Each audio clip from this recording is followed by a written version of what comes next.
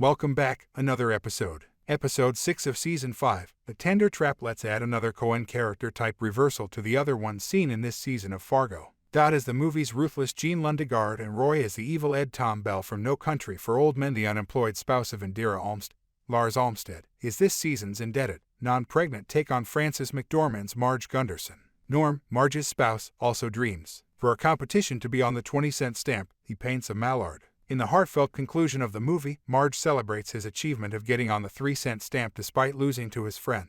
Norm's goals, in contrast to Lars, do not burden his spouse. Conversely, he makes her eggs and makes the prowler jump higher. Together, they savor a fricassee for lunch. Ultimately, huddled under a blanket to escape the bitter Midwest winter, they eagerly anticipate the arrival of their first child. If anything, it's Marge who gets a bit of wanderlust when she heads to the Twin Cities to look into the case and gets ready to go out for drinks with an old friend. Though maybe Brainerd, Min, and its brown-gray buffet casseroles aren't enough for a sheriff with her perfect instincts, all dependable Norm will always be there to support her. It is obvious that Indira is too good for Lars. He is furious at Indira for not being a good wife and supporting him when he stumbles inside after spending another night sleeping in his garage of crushed hopes. Since there has never been any indication as to why these two were ever married in the first place, the scene is not even close to being convincing. In spite of the overwhelming evidence that suggests there has never been a traditional marriage, he is attempting to establish one. She works 2 shifts at the police station to pay off their debt and to feed her man-child, Frosted Flakes, while he accumulates debt as an unemployed nincompoop who dreams of being a PGA Tour pro and a rock drummer. He is acting with pure avarice right now, and it is astonishing.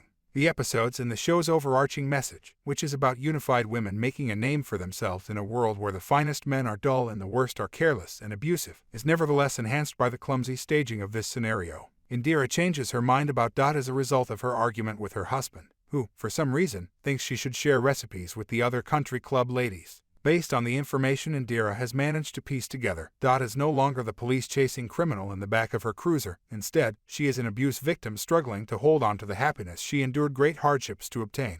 It's worth fighting for that woman. Lorraine is the most interesting character on the show since she doesn't automatically adopt Indira's viewpoint. Because she views herself as tough and unrepentant, and because she likes to view society in terms of winners and losers, many of whom owe her company money, her natural tendency is to favor individuals like Roy Tillman. Lorraine brushes off the hefty file that Indira slips, which details Nadine's recorded torture at the hands of Roy. She declares, those who call themselves victims are the reason this country is failing. Dot is still the imposter who married her only son in her mind. However, Lorraine now has an easier time changing her mind thanks to Roy's swaggering power plays. He only knows how to control women by using his authority or the back of his hand to demonstrate his dominance over them. He may have had a chance to persuade Lorraine to assist him in winning back his ex-wife while also helping her to resolve her own issues with her daughter-in-law. However, she no longer views Dot as the kind of victim she lives to torment with burdensome consolidation arrangements or threats of lawsuits, thanks to her dislike of Roy and her encounter with Indira. One minor detail sticks out in the framing scenes inside the strip club that lends this episode its name, The Tender Trap.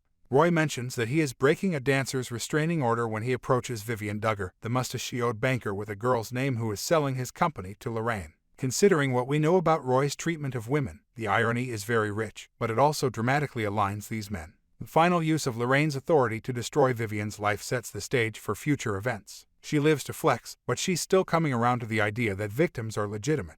For more, subscribe.